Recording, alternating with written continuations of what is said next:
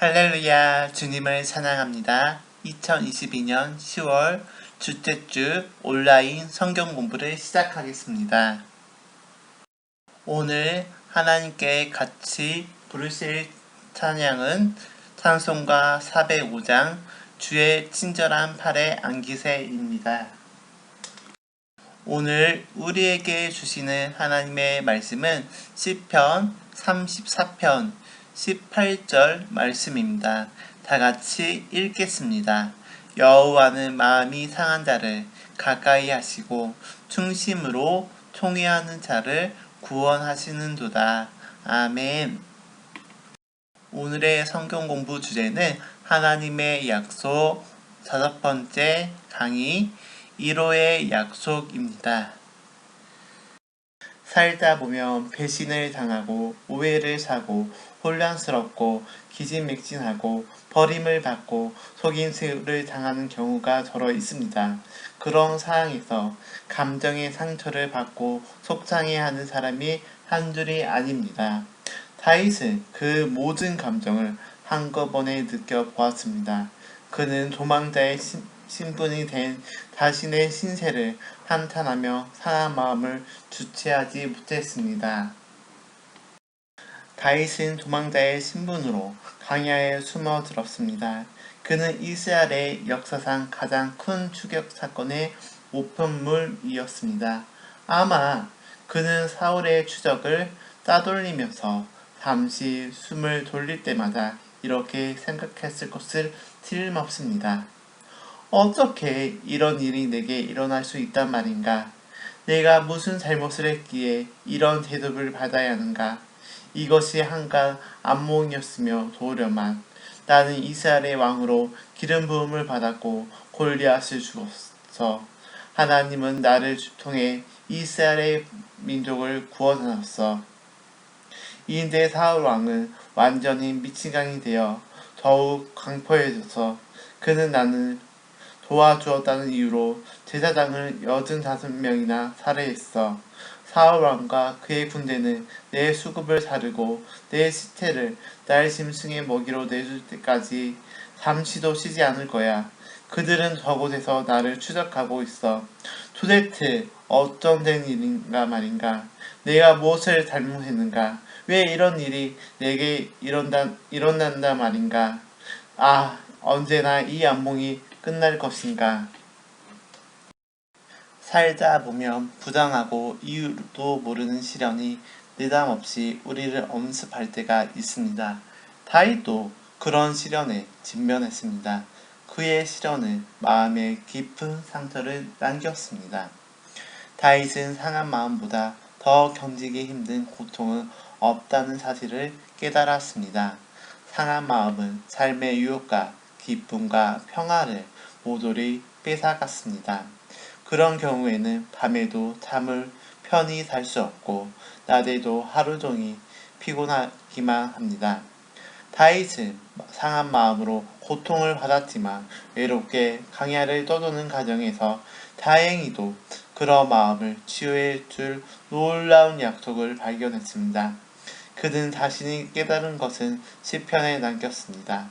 3000년 전에 기록된 이 약속은 오늘날에도 여전히 유효합니다. 여호와는 마음이 상한 자를 가까이 하시고 충심으로 통회한 자를 구원하시는도다. 보다시피 이의 약속은 여호와라는 말로 시작합니다. 상한 심령의 치유책은 바로 하나님이십니다. 마음이 고통스러울 때 가장 필요한 것은 사랑과 빛과 기쁨과 평화와 삶의 목적입니다. 그 모든 것이 하나님에게서 비롯합니다. 태양에서 빛과 열기가 뿜어져 나오듯이 하나님은 치유의 강선을 바라셔서 고통받는 마음과 낙심한 영혼을 건강하게 회복시켜 주십니다. 하나님의 마음으로부터 상한 마음을 치유하는 능력이 뿜어져 나옵니다. 다윗은 하나님의 마음에 합한 사람으로 불려졌습니다. 그 이유는 마음이 상할 때 하나님 앞에 나아가는 법을 깨달았기 때문입니다. 시편의 약속은 네 가지 점에서 마음이 상할 때 하나님 앞에 나아갈 수 있는 방법과 기술을 알려줍니다. 첫 번째, 고통을 찬양으로 바꾸라. 내가 여호와를 항상 손짓하며 내 입술로 항상 주를 찬양하리이다. 내 영혼이 여호와를 자랑하리니 공고한 자들이 이를 듣고 기뻐하리로다. 나와 함께 여호와를 강대하시다 하며 함께 그의 이름을 높이세. 시편 34편 1절에서 3절. 마음이 상할 때 하나님을 찬양하라는 말은 터무니없게 들립니다. 하지만 얼마든지 가능한 일입니다. 찬양은 큰 변화를 일으킵니다. 다윗은 어떤 상황에도 하나님이 찬양을 받으셔야 한다고 생각했습니다. 그는 자신의 상황에 상관없이 하나님을 찬양하며 살기로 결심했습니다. 그는 형편이 좋을 때든지 나쁠 때든지 항상 하나님을 찬양했습니다. 그는 고통을 찬양으로 바꾸었으며 어떤 상황에서나 하나님 앞에 나아갔습니다. 다윗 외에도 그렇게 살았던 사람들이 많았습니다.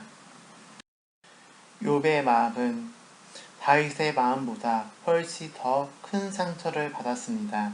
그는 하루아침에 재산과 사업과 하인들은 물론 사랑하는 자녀들까지 잃고 말았습니다. 그는 억장이 무너진 듯한 답답함과 슬픔에 사로잡혔습니다. 하지만 욥은 하나님께 나아갔습니다. 그는 자신의 고통을 찬양으로 바꾸었습니다.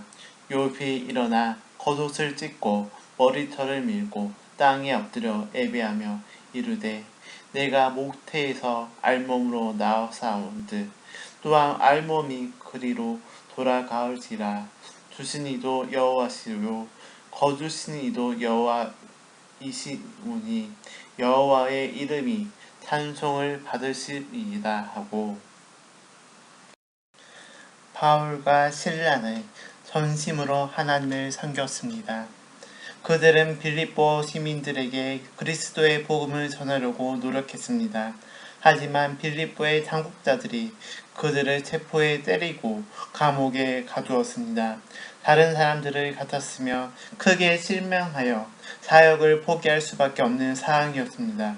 하지만 바울과 실라는 좌절하지 않았습니다.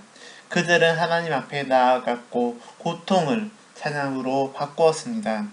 한밤중에 바울과 실라가 기도하고 하나님을 찬송하며 제수들이 듣더라. 사도행전 16장 25절.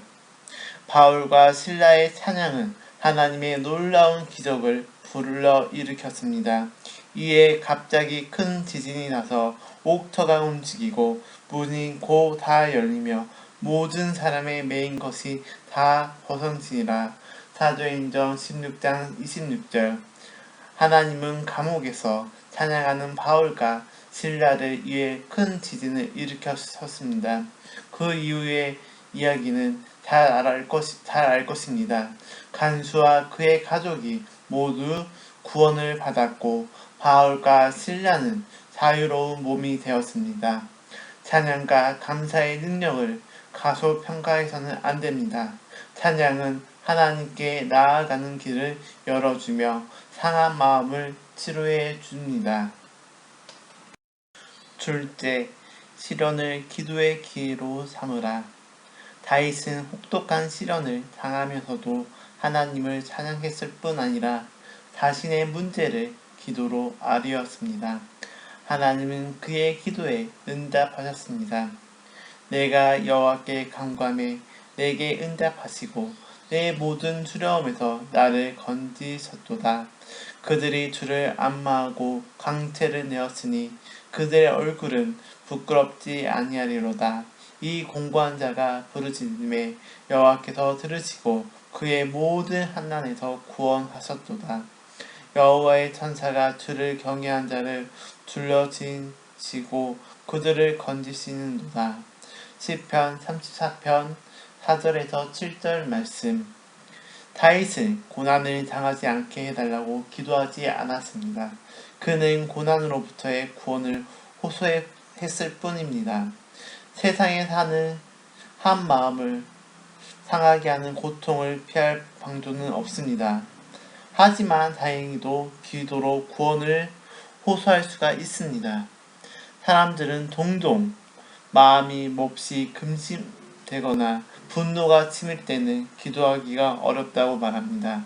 하지만 오히려 그럴 때 기도가 더욱 필요합니다.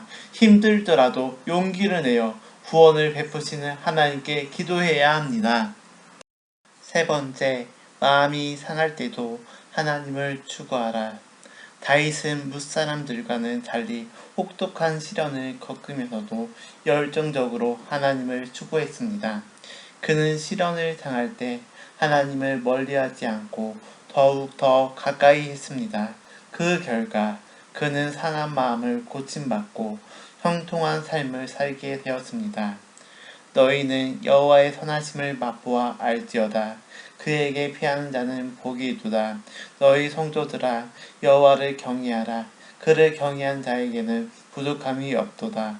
젊은 사자는 궁피하여 줄일지라도 여호와를 찾는 자는 모든 좋은 것에 부족함이 없으리로다. 시편 34편 8절에서 10절 말씀. 시련과 고통은 하나님을 믿는 신자들에게 중대한 영향을 미칩니다. 즉 시련과 고통은 하나님으로부터 멀어지게 만들 수도 있고 반대로 그분과 더욱 가까워지게 만들 수도 있습니다. 모든 것은 우리에게 달려 있습니다. 고통스럽다고 하나님께 등을 돌리며 고통이 더욱더 심해질 수밖에 없습니다. 하지만 고통의 순간을 오히려 하나님께 나아가는 기회로 삼으며 전에 경험하지 못했고 생각조차 하지 못했던 영혼의 만족을 얻을 수가 있습니다. 네 번째, 하나님의 중심에 의로운 삶을 선택하라. 마음이 상할 때는 하나님을 바라보기보다 우리 자신만을 생각하기 쉽습니다. 즉, 삶의 주인이 하나님이 아니라 우리인 것처럼 생각하고 왜곡된 관점으로 듣고 보는 것을 판단하려 듭니다. 왜곡된 관점은 감정의 상처를 안겨주고 그릇된 결정을 내리게 만들어 고통을 더욱 가중시킵니다. 또한 마귀는 마음이 상할 때 이용해 죄를 짓도록 유혹합니다. 마귀는 하나님이 너를 버렸으니 인제 죄를 지어도 괜찮아고 속삭입니다. 우리의 옛사람은 고통을 잠시 달랠 수만 있다며 무엇인지 받아들이려고 합니다. 하지만 죄를 용납하면 죄책감이 더욱 심해집니다. 죄책감이 존재하는 한 상한 마음은 치유되지 않습니다. 다윗은 그런 사실을 잘 알고 있기에 하나님의 중심에 의로운 삶을 선택했습니다. 너희 자녀들아 와서 내 말을 들으라. 내가 여호와의 경외한 법을 너희에게 가르치로다. 생명이 사모하고 연수를 사랑하여 복받기를 원하는 사람이 누구뇨? 내 혀를 악에서 금하며 내 입술을 거짓말에 금할지어다. 악을 버리고 선을 행하며 화평을 찾아 따를지어다. 여호와의 눈은 의인을 향하시고 그의 귀는 그들의 부르심에 기울이시로다. 여호와의 얼굴은 악을 행한 자를 향하사 그들의 자취를 땅에 끊으려고 하시는도다. 의인이 부르짖음에 여호와께서 들으시고 그들의 모든 환난에서 건지셨도다.